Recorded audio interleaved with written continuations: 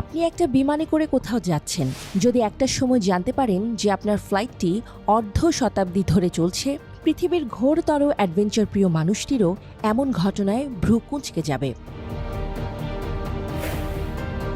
2 July 1955 pan American flight 914 new York থেকে মায়ামির উদ্দেশ্যে যাত্রা শুরু করল। রৌদ্রোজ্জ্বল দিন। বিমানের 57 জন যাত্রী ফ্লোরিডার প্রাকৃতিক দৃশ্য দেখার আশায় প্রহর গুনছিল। কোনো ঝামেলা ছাড়াই বিমানটি আকাশে উড়ল।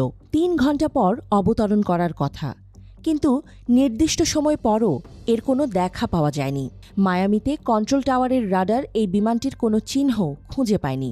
যখন নিউ ইয়র্কে যোগাযোগ করা হলো, তখন জানা গেল আকাশপথেই হারিয়ে গেছে ফ্লাইট 914। রেডিওর মাধ্যমে পাইলটের সাথে যোগাযোগ করতে ব্যর্থ হয় এয়ার ট্রাফিক কন্ট্রোলের কর্মকর্তারা। আকাশেই হারিয়ে যায় ফ্লাইটটি। বিমানে থাকা একজন মানুষেরও কোনো সন্ধান পাওয়া যায়নি। তদন্ত শুরু হলো। নিউ ইয়র্ক থেকে আটলান্টিক মহাসাগর পাড়ি দিয়ে ফ্লোরিডায় পৌঁছতে হয়। একটা ব্যাখ্যা হতে পারে যে বিমানটি তার যাত্রাপথে বিধ্বস্ত হয়েছিল। উদ্ধারকারী দল চিরুনি অভিযানে নামল, কিন্তু কোথাও কিছুর হদিস মিলল না। 61 জন মানুষ যেন একেবারে হাওয়ায় মিলিয়ে গেল। এই কেসটার কখনো সমাধান পাওয়া যায়নি। একটা আনুষ্ঠানিক বিবৃতি দেয়া হয়েছিল, যেখানে বলা হয় বিমানটি বিধ্বস্ত হয়েছিল আর যাত্রীরা সবাই মারা গেছে। প্রকৃতপক্ষে কি ঘটেছিল ফ্লাইট 914 এর সাথে কেউই বলতে পারেনি।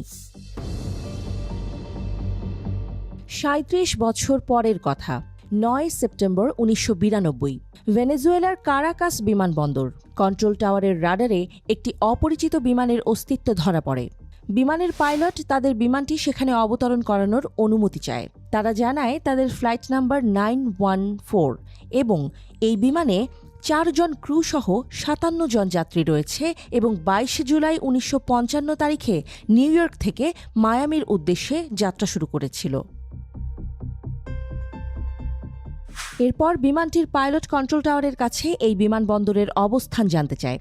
কন্ট্রোল টাওয়ার থেকে জানানো হয় এটি ভেনেজুয়েলার কারাকাস বিমানবন্দর আর সময়টা 1992 সাল। আর তাছাড়া এটি মায়ামি থেকে প্রায় 1800 কিলোমিটার দূরে অবস্থিত।